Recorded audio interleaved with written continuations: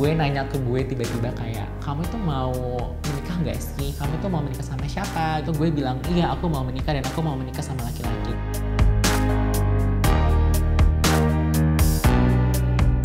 Hai, nama gue Ian Hugen. Gue sekarang mau speak up soal pengalaman gue hidup sebagai seorang transgender di Indonesia.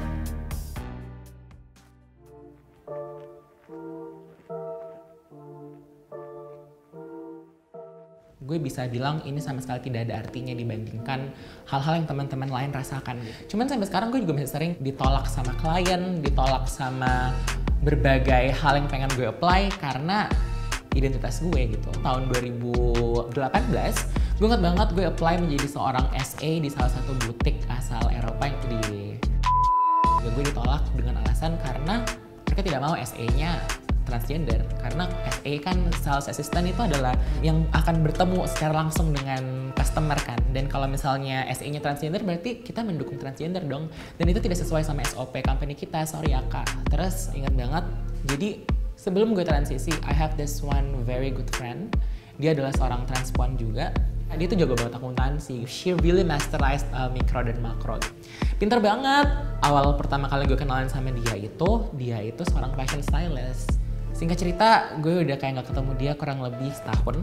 Tapi pas gue ketemu dia waktu itu tuh rambutnya udah kembali dipotong cepak layaknya laki-laki pada umumnya. Terus udah kembali berpakaian seperti laki-laki. Terus gue kaget banget dong, karena kayak awal mula gue transisi tuh dia yang encourage. Tapi gue nanya, wah kak ada apa nih? Terus dia akhirnya cerita sama gue. Dia bilang, nyokap gue sakit Yan. Gue sebagai fashion stylist gak bisa. Uang gue itu gak cukup untuk membiayai nyokap gue. Kalau gue mau kerja di perusahaan formal, mereka tuh nggak mau kalau gue jadi trans. Mereka tuh nggak mau sama identity gue ini. Itu hati gue sakit banget. Sejahat itu ya company itu. Sediskriminatif itu. Dan yang paling penting untuk semua penonton opini tahu tuh adalah, misalnya orang-orang pada umumnya, laki-laki perempuan pada umumnya cuman harus achieve 5 untuk pass the standard. Untuk transgender, kita tuh harus kayak bisa hit 8, hit 9 untuk kayak membuktikan kita tuh valuable gitu.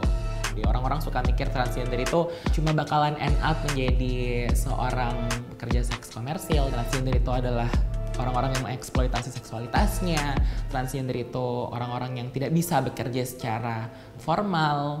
Kenapa transgender kebanyakan end up menjadi seorang PSK? Karena tidak ada perusahaan formal yang mau menerima mereka. They have no other choices. Karena mereka tidak punya kesempatan seperti manusia-manusia pada umumnya. Jadi kan banyak banget nih, khususnya teman-teman trans deh, yang kayak hidup tuh tanpa kartu pengenal, tanpa kartu keluarga. Banyak banget kayak dari SD udah keluar dari rumah, dari SMP. Makanya tuh kenapa mereka juga tidak bisa bekerja formal, salah satunya karena mereka tuh punya latar belakang pendidikan yang kayak rendah gitu. Kenapa? Karena mereka udah hidup dari kecil tuh di jalanan. Nah, akses misalnya ya, akses mereka untuk dapat bantuan sosial misalnya tidak bisa cuman karena mereka nggak punya KTP dan mereka tidak punya kartu keluarga gitu ibaratnya. Tapi kan after all mereka juga masyarakat Indonesia gitu loh, dan kita tuh punya hak asasi manusia.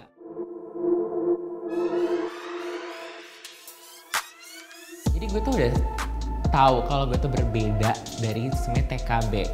Lambat laun tumbuh semakin dewasa, akhirnya pas SMP adalah seorang senior gue yang sampai sekarang pastinya sudah gue maafkan.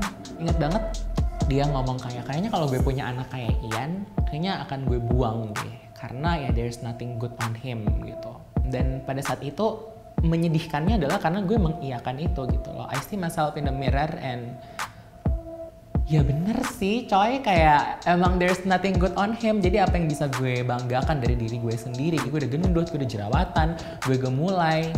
Itu sih yang senior gue pernah ucapkan dan sampai sekarang masih terekam dengan begitu jelas settingnya, tempatnya di alam bawah sadar gue.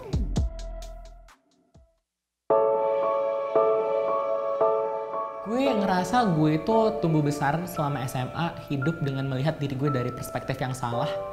Karena gue tuh secara tidak langsung selalu didoktrin sama lingkungan gue, sama orang-orang di sekitar gue. Gue selama ini melihat segala sesuatu dalam diri gue itu sebagai sebuah kekurangan. Padahal kalau gue balik gelasnya, itu tuh adalah sebuah keunikan. Ada satu quote dari Kurt Cobain yang gue suka banget. They laugh at me because I'm different. I laugh back at them because they are all the same. Titik balik gue tuh justru pada saat akhirnya 2017 akhir gue berpindah ke Jakarta dan kayak gue masuk ke menurut gue ya wadah university yang tepat. Mereka ngelihat quality yang gue serve ini tuh sebagai sesuatu yang unik. Mereka melihat sisi feminin gue, mereka melihat cara gue membawa diri gue sebagai sesuatu yang justru adalah added value gue gitu loh. Tiba-tiba aja 2017 itu kayak ada momennya gitu. Jadi kalau kita ngomongin soal proses came out yang paling sulit yang gue yakin banget semua teman-teman LGBTQIA pernah hadapin itu adalah came out ke diri sendiri dulu. Saat lo akhirnya bisa take time to talk to yourself and oke, ini emang gue dan gue mau menerima diri gue mau berdamai dengan semua ini. Itu adalah proses yang paling sulit dan kayak it took me 6 years untuk akhirnya bisa punya closure moment sama diri gue. Oke, gue adalah seorang transpuan. Lalu berikutnya pada saat harus came out ke keluarga. Kebetulan bokap nyokap gue itu sangat agamis ya. Tapi yang selalu gue syukurin adalah menurut gue mereka tuh they see religion in the right perspective.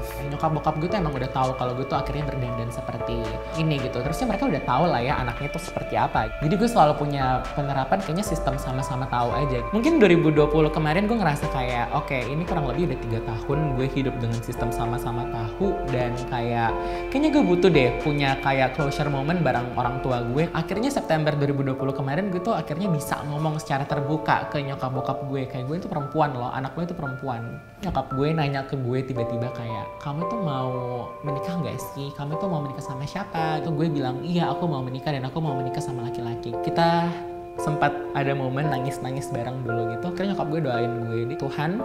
Gue tahu anak gue tuh berbeda dan gue tidak mau mengubahnya. Tuhan lindungi dia, Tuhan buka jalannya, dan Tuhan jauhkan dia dari orang yang jahat. Saya menerima dan saya tidak mau mengubah anak saya. Nyokap gue cuma bilang kayak gini, sekarang kamu udah jadi perempuan, kamu udah jadi wanita, jadilah wanita yang berintegritas. Kalau bokap gue mungkin karena kayak lebih, bukan gitu deh, lebih formal dan rasional gitu, dia cuma bilang kayak gini, nah yang penting kamu tuh bisa bertanggung jawab ke diri kamu, ke negara dan ke Tuhan, itu pilihan kamu, papa nggak mau memberatkan kamu. It's your life, it's your choice.